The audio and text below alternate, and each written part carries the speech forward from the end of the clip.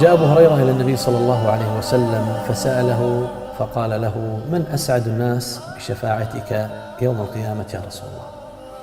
فقال له النبي صلى الله عليه وسلم أن أسعد الناس بشفاعته يوم القيامة من قال لا إله إلا الله خالصا من قلبه أو مخلصا من قلبه، كما رواه البخاري.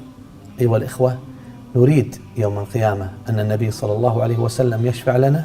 علينا بتحقيق التوحيد، علينا بهذه الكلمة، كلمة لا إله إلا الله، ومعناها لا معبود بحق إلا الله، فيها النفي وفيها الإثبات.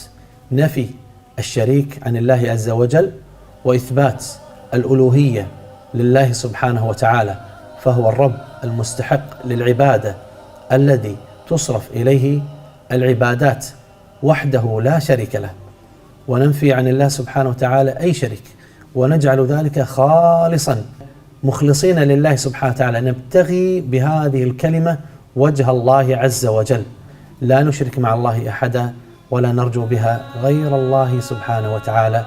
نسأل الله أن يرزقنا وإياكم الإخلاص والثبات على هذه الكلمة العظيمة.